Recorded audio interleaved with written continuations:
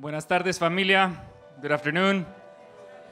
My name is Mateo Nube. I'm with both Movement Generation and the Climate Justice Alliance. And I thank you all for being part of this bold, necessary, imperative conversation. I thank the four of you. It is such a humbling honor to be sharing this conversation with frontline leadership like you all. And I want to thank our fearless interpreter who's been interpreting by herself now for hours.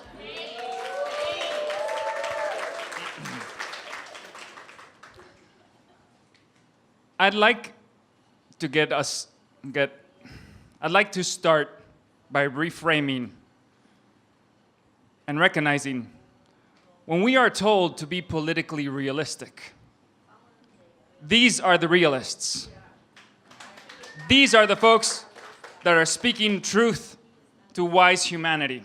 These are folks who understand clearly that the choice we confront, we live at an epic moment in history. We happen to be alive at a moment in time where I hope 150 years from now, folks who are looking at history books will look back and say, thank you. Thank you, thank you, because we were staring down a ravine and you turned us around. And the choice is crystal clear. It is a choice either between full-on eco-apartheid or just transition. There's no waffling around the edges at this point. We are in California. We have runaway wildfires. It's been 5 years of drought.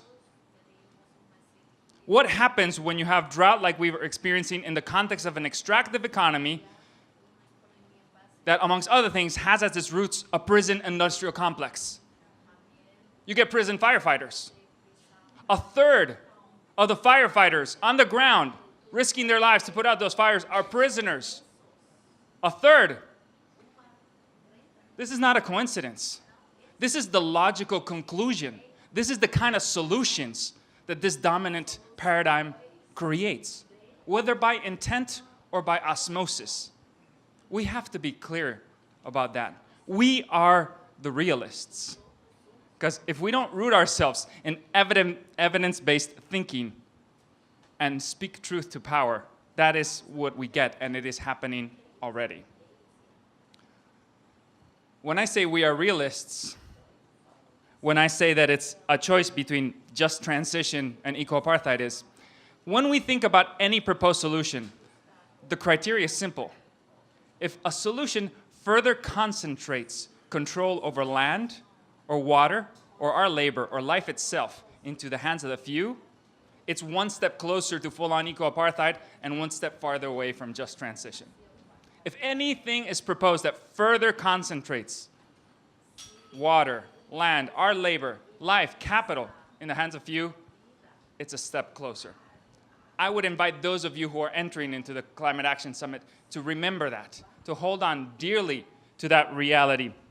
Social inequity is a form of ecological imbalance that leads to ecological erosion. So when we take inspirations, and when Via Campesina says community-controlled small farming cools the planet, when we say grassroots organizing cools the planet, I would go further and say that reparations cools the planet. Black liberation cools the planet. It is not hyperbole. When communities have the capacity to self-determine, when communities have the capacity to practice sovereignty, we do the right thing. We don't dump battery acid in the river where our kids drink from. We just don't. That happens when someone somewhere else doesn't have to drink from that water. So when I say we are the realists, and when I say that folks who propose a growth-based economy are deluded, it's because the evidence is on our side. There is no such thing as inclusionary economic growth. There's no such thing as resilient growth. We live on a finite planet. We can only take so much as we give. So to root ourselves in an economy that demands 3% or 5% or 7% or 9% profit, we are essentially committing ourselves to a game over. So that is why when our brother from the Amazon talks about having a loving relationship to the earth we tread on, we have to take that to heart. That must be our command going forth. So when I think about who is at the meeting tomorrow who's driving, and I think about Michael Bloomberg or I think about Tom Steyer, it makes me think about Berta Cáceres, a freedom fighter from Honduras. It makes me think of Candy Mossett and the water protectors in Standing Rock. We have frontline folks who came from Portland, from Seattle. We got Jill from Got Green here. They came down on the Just Transition Express. The question is, who's going to drive the bus that leads us to the just transition? And speculators, and let me be precise, to speculate is to come up with ideas and make choices that are not grounded in evidence. If speculators drive that bus, it becomes the disaster capitalism monster truck that runs us over the ravine. It's that simple.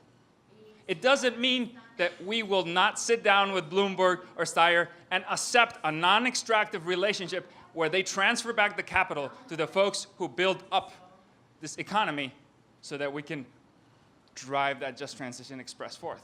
But it needs to be Candy. It needs to be the many Bertas who have arisen after her passing. It needs to be Alicia Garza. Those are the leaders that will drive the just transition express forth. So the final thing I will say to, I think, build on what Doria so eloquently was saying is, we are not lacking in ideas. We're not lacking in action. Let me just give you a few examples.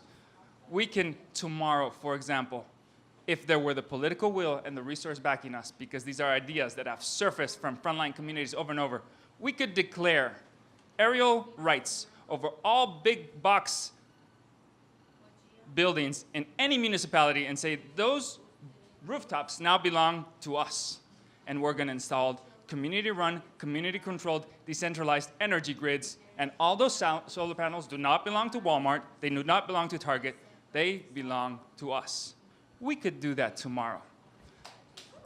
I give you that example because it's about returning land, water, and life back into the commons. We need to find ways to make new rules that break the rules that challenge enclosure and return life and our labor back into the commons. I'll give you one more example. In the beautiful city that can, in the beautiful city that could, the city of Richmond, where folks like Doria lead very vibrant social movements that make politicians follow. When the financial crisis hit almost 10 years ago, what did the city of Richmond do? It declared eminent domain on the titles that banks had taken from former owners. It declared eminent domain and said, those titles no longer belong to you banks. We are taking those back and returning them to the folks who live there, because housing is a human right. Now, there was one piece of the equation that was missing. Within a day, the Department of Justice freaked out. The bankers and the financiers, they leaned on Obama and all their friends and said, this is illegal, blah, blah, blah. But there was, and more importantly, the financial markets, the folks who run bond markets said, we're going to declare City of Richmond, your bonds will become junk immediately and you will go into bankruptcy. There was one element missing. If we in this room had organized a pot of $250 million of friendly capital and said, Richmond, we got your back. Don't worry about the bond markets. We'll lend you non-extractive loans right now. Keep on doing what you're doing. I guarantee within a week, 20 other municipalities would have done the same thing as Richmond, and we would perhaps not be facing the housing crisis that Davin had, and we would perhaps now have community land trusts like the city of Richmond promotes all around. My point is, and I'll finish with this, Cindy, in her opening comments, spoke to you and said organizers and then corrected herself. I want to recorrect her correction. You are organizers. We need you. We need you. Returning capital to the commons is an essential part of building the just transition. And we understand that you alone on a call making a proposal that sounds kind of far left field alone isn't going to cut it, and you'll feel frustrated and depressed. You need a political home too. And we are here to build it with you, and thankfully there are folks like Farhad and Regan and Dana from Justice Funders who are doing just that. So we urge you, we implore you, we are ready to work with you. Return capital to the commons. We don't need the trillions of dollars of fictitious speculative capital that don't exist, but 10, 20, $30 billion to build the community-led housing land trusts, worker co-ops is what it will take to do this. And we're here to build it with you. Thank you for being with us.